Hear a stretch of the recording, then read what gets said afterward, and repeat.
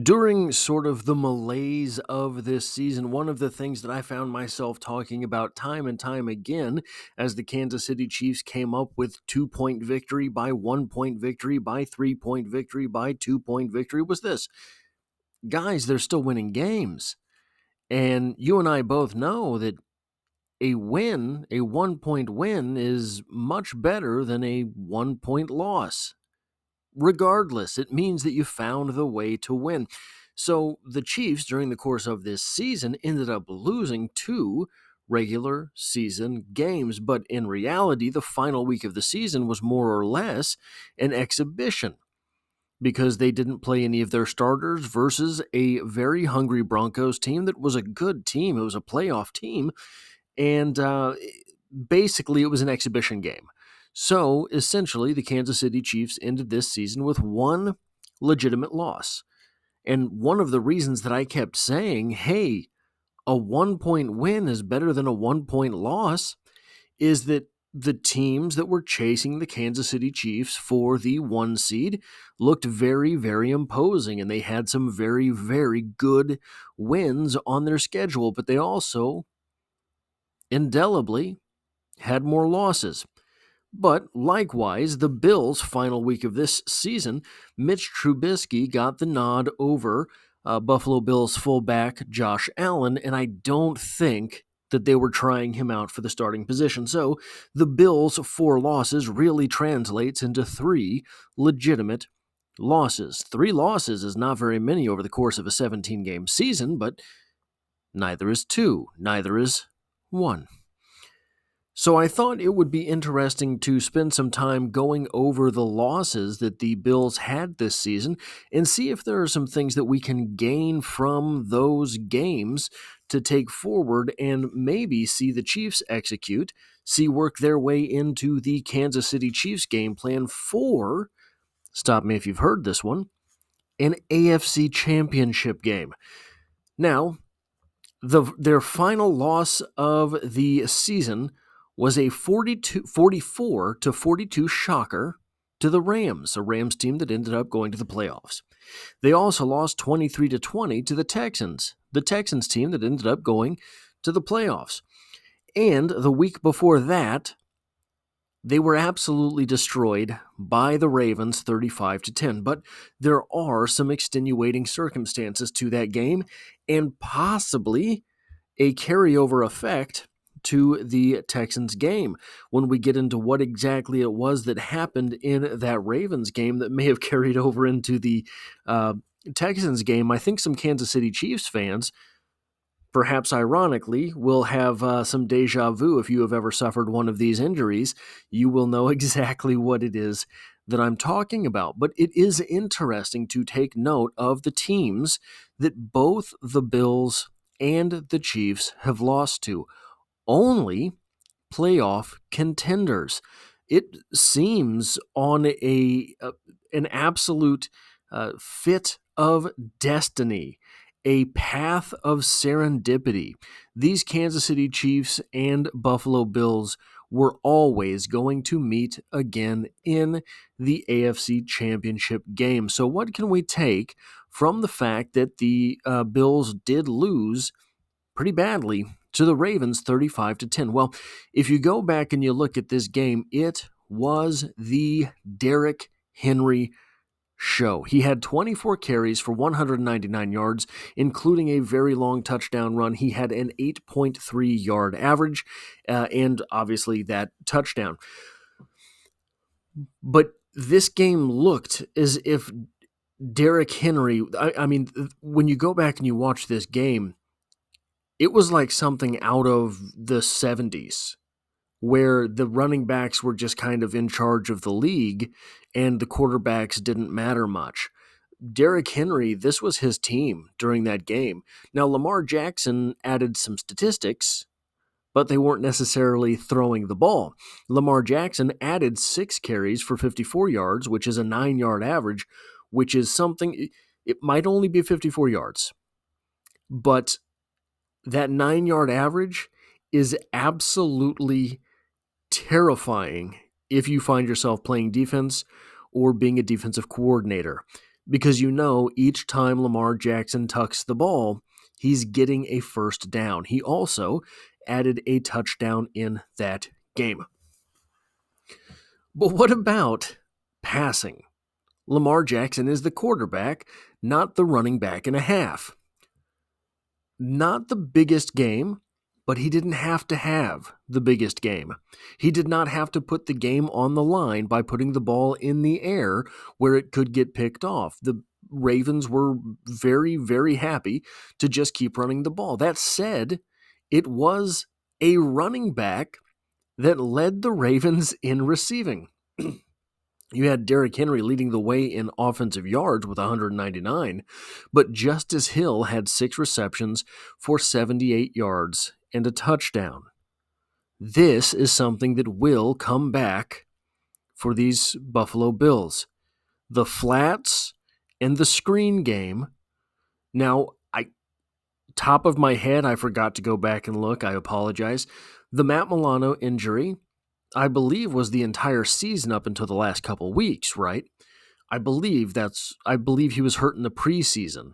So, what Matt Milano will add to that Bills defense as far as stopping the screen game is, in my opinion, yet to be seen. Will it come to haunt the Kansas City Chiefs in the playoffs? I don't know.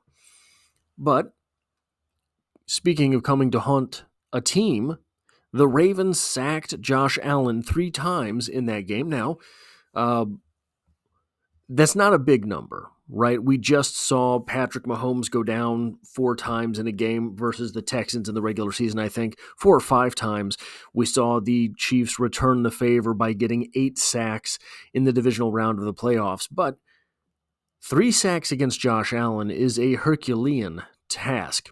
That guy is Ben Roethlisberger plus some speed, and those sacks really add up. I have to, if I'm going to be completely transparent here and say one thing that kind of worries me a little bit, the Chiefs are really good at generating pressure with their defensive backs. Unless you're talking Jaden Hicks or possibly Justin Reed, I think all of the Kansas City Chiefs defensive backs just kind of bounce off of Josh Allen. So even if you were to designate a spy on Josh Allen, it basically would have to be Leo Chenal. That's just how big the guy is. And we've seen Leo Chenal do a good job in the spy role before, so I don't think that would be completely off the handles. Now, this is the game. We're going to get back to that extenuating circumstance. This is the game where everyone is pretty sure Josh Allen had a concussion, and it came on a BS hit from a Ravens defensive lineman. He had, I think, gone. He was rolling out, had gone to throw the ball, had released the ball, and the Ravens defensive lineman goes, bump, and he hit the back of his head on the turf. I believe it was the back of his head. So while the Ravens did look in control this entire game, I don't think we can make much of the Josh Allen stat line of 16 for 29 and 180 yards. I think that some of that is going to be influenced by the fact that, look, we have seen a certain quarterback for the Kansas City Chiefs in situations where definitely was probably almost certainly maybe guaranteed to be concussed. So I don't know if they slipped some guys the answers for that concussion protocol, but it seemed to me that Josh Allen probably was knocked out in that game. And boy, that could have made a world of difference. Lessons from this game to take forward. The Bills look susceptible to the power running game and to power backs out of the backfield. The Bills look susceptible to one-cut runners like the ones the Kansas City Chiefs have in Kareem Hunt. I do not think that this is a game for Isaiah Pacheco. I think that Isaiah Pacheco is the wrong type of runner for the Bills defense. I think that the Chiefs offense can find a weak underbelly to the Bills defense. The flats, you have the screen game, you have a one-cut decisive runner, and you've got 4 yards almost automatically on a lot of these plays if the Chiefs offense can get out of their own way. What about that Texans loss 23-20, a loss that was infinitely more surprising, especially at that time. I don't think anybody was prepared for the Texans to be as good as the Texans ended up being, especially on the defensive side of the ball. C.J. Stroud maybe took a couple steps back, but the rest of that Texans offense did look good. Well, Allen went 9 of 30 for 131 yards and a touchdown. At the time, everyone thought this was a concussion hangover. Maybe, but the Texans ended up making a lot of quarterbacks look dumb this season. It's actually pretty impressive that the Bills only lost by 3 games on a day where Josh Allen was so terribly off. Now, here is the story of this game. C.J. Stroud went 28 of 38 for 331 yards, a touchdown, and an interception. A very impressive day, not the biggest day ever, not a 400-yard day, not a 5-touchdown day, but look at this distribution. Stephon Diggs had 6 receptions for 82 yards. Nico Collins had 2 receptions for 78 yards. Dare Ogunbowale, I'm never going to be able to say his name right, 6 receptions, 57 yards.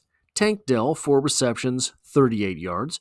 Dalton Schultz, 4 receptions, 34 yards. Xavier Hutchinson, which, by the way, if you were here on the channel at that time, I called Xavier Hutchinson. Didn't think maybe he was going to be quite as solid as he has been, but I definitely said he was going to be a number 3 receiver. 2 receptions, 31 yards. Cade Stover, 2 receptions, 6 yards. Cam Akers, 2 receptions, 5 yards. You have a lot of players racking up multiple receptions there and a couple big yard totals as well. You had 6 players cross the 30 receiving yards landmark. So looking at this game, the Texans, for all that they were able to do, were only able to get 1 sack. No Bills receiver had more than 2 receptions. I very highly doubt that either of those things is consistent with this AFC Championship game. I do think the Chiefs will get to Josh Allen more than once. I do think the Bills will be able to find multiple of their receivers for more than 2 receptions. The trick will be you have Trent McDuffie, who's going to be able to absolutely shut someone down. Is Jalen Watson a large enough upgrade at this point over Najee Johnson that he is able to make an outsized difference versus the Bills receivers over that first game that the Kansas City Chiefs played them? I talked yesterday, I believe it was. I dropped 2 videos yesterday. I think one of them was where I mentioned the sort of mismatching of receivers to defensive backs that goes on during the course of a game. The lessons from this game, and here's the kicker, guys. There's only going to be a couple lessons that are kind of a through line through all 3 of these losses. That's not promising because it suggests that the Bills really are a solid team, but they have a bad day somewhere sometimes. They don't have weaknesses, though I think there are a couple. Spreading the ball around will be a good idea, unlike last week, ironically, against the Texans. The Chiefs have a lot of targets and a lot of guys who are pretty sure-handed. They have a lot of guys who have experience, and they have a couple of guys who are really, really fast. That is going to play a role. The Bills are weak in the flats. Nico Collins caught a bomb for a touchdown. We talked about that a little bit earlier. When the Chiefs played the Bills, Xavier Worthy nearly caught a bomb for a touchdown. Between Xavier and Hollywood, I think there's a 50-yard touchdown toss in this game somewhere. I think that it would be fitting if in the AFC Championship game, the Kansas City Chiefs have their most explosive touchdown of the season. I think it's a possibility. When you go back and you watch some of the footage on the Bills, people are taking shots. There's something somewhere that people are seeing. And if it's Mahomes that's able to turn that out, if it's Mahomes that's able to actually diagnose and execute on that, it could be a very difficult day for the Bills, because what you're going to see at that point is the Bills are going to say, holy crap, Mahomes has it. This is a nightmare. We can't do this again. We have to back off the ball. We have to create that shell. And then one of the Bills' weaknesses, the flats, the screen game, those things get exposed even more as the game goes on. This could be a game every once in a while. You see a game that is a slugfest until there's a watershed moment. You have a game that's kind of back and forth, and all of a sudden someone catches momentum, someone catches a spark. There's a 70-yard touchdown run. There's a 60-yard touchdown pass. There's a pick six. Something like that happens, and all of a sudden the entire sandcastle falls down for that other team. The Bills are a very good team.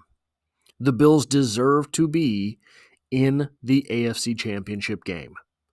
This Bills team might be the best Bills team the Kansas City Chiefs have played in the postseason. They won the other three. I'm just going to throw that out there.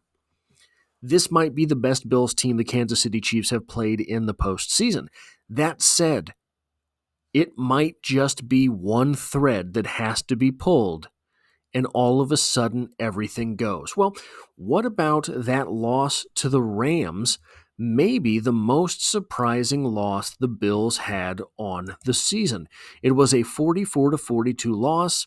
A lot of times when something is a 44-42 loss, when something is a 9-6 loss, you just write those games off. Something was weird. The sun didn't come out. Whatever it is, didn't happen on that day. I don't think that was the case here.